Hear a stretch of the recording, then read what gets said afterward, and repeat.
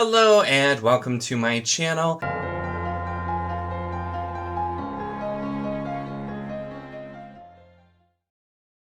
In this video, I'm going to be doing something a little bit different. I don't think I've ever quite done a video like this, very specifically, but I know I've seen a lot of other people do this, and I thought this sounded fun.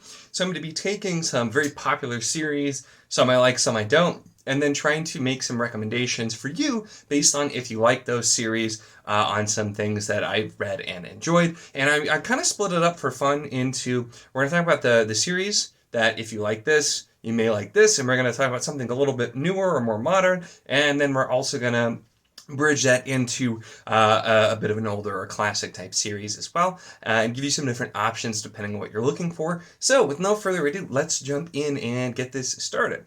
So first up, I'm going to mention the First Law series by Joe Abercrombie. So you may or may not know, I wasn't a huge fan of this series, or Abercrombie in general, but he did do some things that I really enjoy, and so I think people who enjoy Abercrombie, a newer book they might want to check out would be The Coward by Stephen Aryan. This does have a sequel, The Warrior, which I have not read yet, but The Coward very much felt like a mix between the author I'm about to talk about and Joe Abercrombie, and felt like definitely had some inspiration for both. It does the kind of the quest trope with a very like sarcastic and biting kind of twist to it, where it's a lot more realistic and looking at what actually happens instead of everything just like being, oh, it's a quest, we're gonna have fun. And so I think for those who like Abercrombie and his kind of take on just reversing and doing the inverse of different fantasy tropes, this one I think could work out quite well. And then if you want to go the little bit more classic route, and this I've definitely said before, even though I haven't done a specific video for, I cannot recommend David Demmel and his Draenei series enough. I've got a few of them here, including Legend, Quest for Lost Heroes, and Winter Warriors, some of my favorites here. David Demmel writes heroic fantasy, and so it's definitely different and has got a lot less of the kind of the sarcasm, but he also writes a lot more of the kind of the realistic and the flawed heroes, often who are aged and going through different things and just trying to get by. So there's some of those same elements in there, and I think if you really like looking into characters like that and having non-standard type of fantasy protagonists, these are some great books to check out. There's kind of variety. Some of them in the Draenei series I've read so far are kind of similar in time frame, but they jump all over the place. Legend, of course, the one that started it all, where you have the main character who's like a retired legendary warrior and is trying to still hack it in against unfathomable odds. Quest for Lost Heroes, which is very much a play on the quest trope with kind of some retired and not so heroic heroes as well, going down a different path. And Winter Warriors, which is takes place way in the future of this land, that does have a little bit more magic. It's usually pretty low magic, but this involves some demons, some older and just like cast off type of heroes as well. You still get a lot of that in these, and definitely some fun ones. Draenei in general really great, and I think most people who like Abercrombie would like this.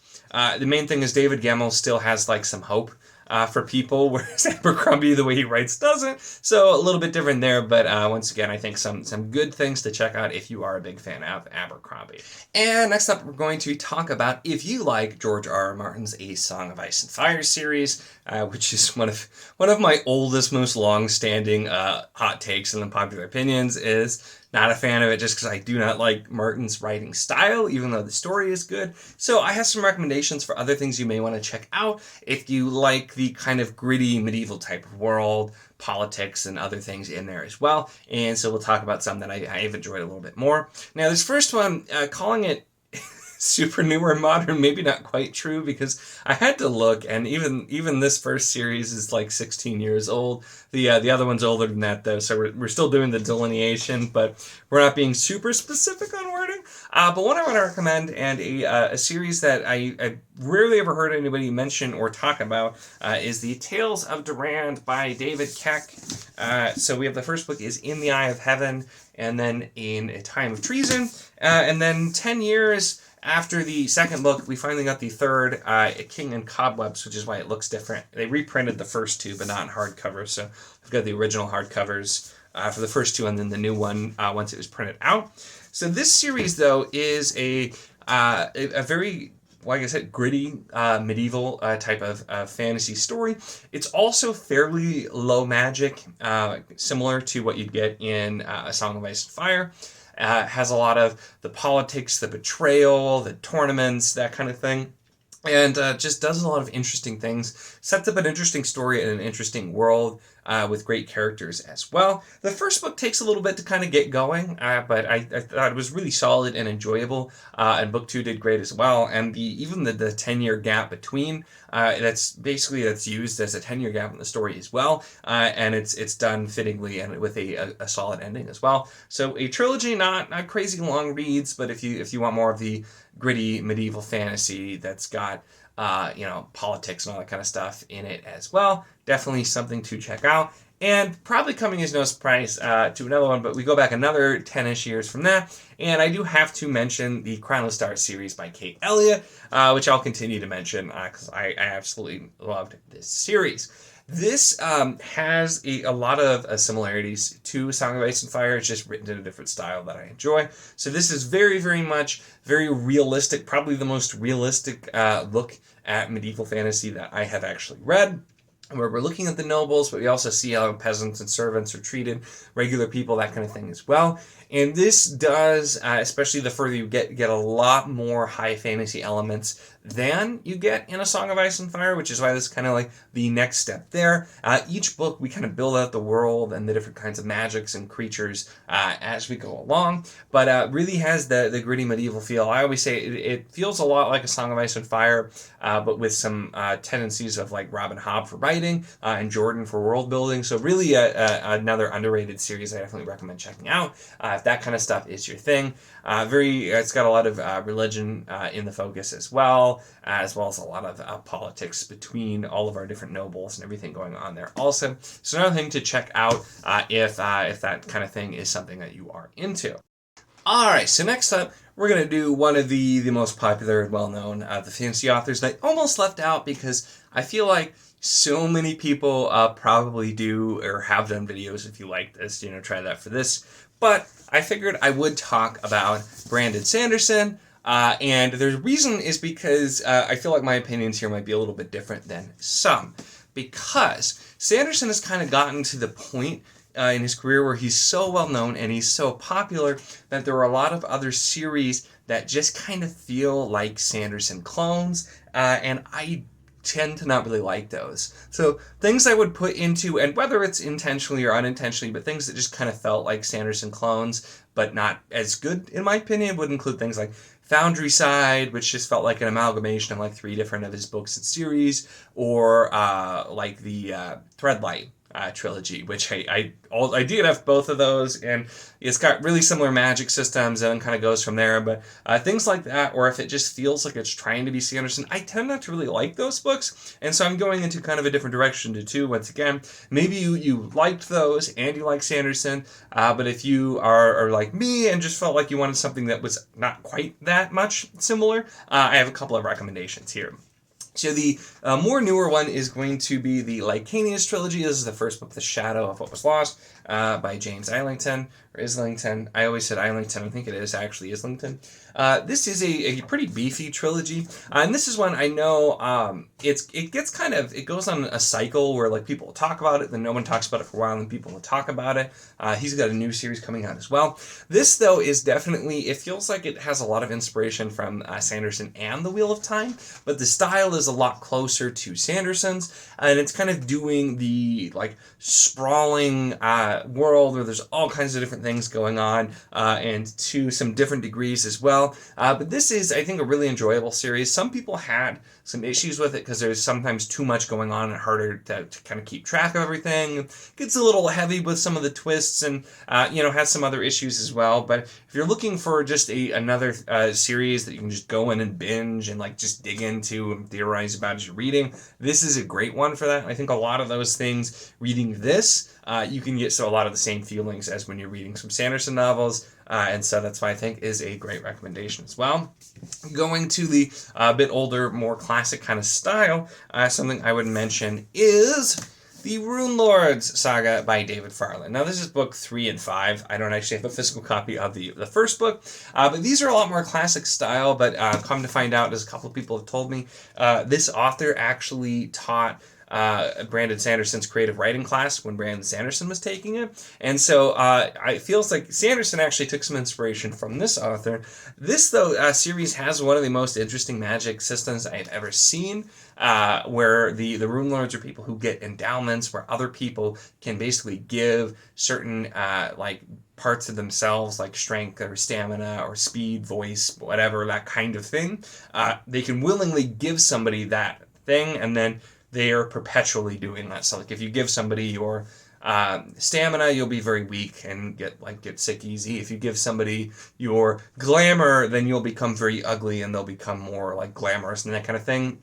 And so the way it's done and the way it's explored is just fascinating. Does a lot of what Sanderson likes to do, which is creating a really interesting magic system and then exploring it and all kinds of things with it. But this goes in a kind of a different route with a lot of it, and also just has a lot more of a classic feel. So definitely something I think worth checking out. I've read the first 2 so far, going to be doing the third here very soon, and definitely have been enjoying it. So if you're looking for something that has that kind of complex magic system and look, definitely one to check out.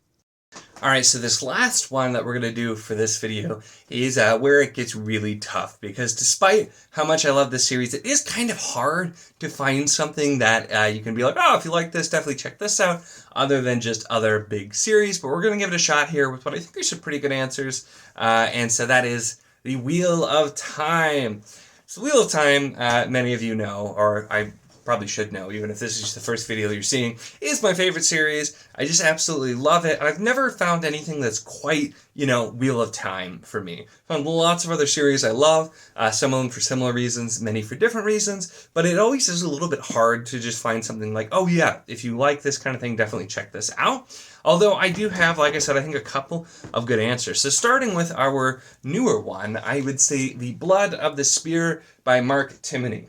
Now, what I'll say with this one is it is heavily inspired by the Wheel of Time, which you can definitely see, although the way it's written, it's a lot more streamlined. I think I made like a joke in my intro for this, like, do you like classic style fantasy stories but wish they'd get to the point? Check this one out, because this first book could have been it could have been like the first 2 to 3 Wheel of Time books almost. We get a lot accomplished, we get moving a lot faster in this book.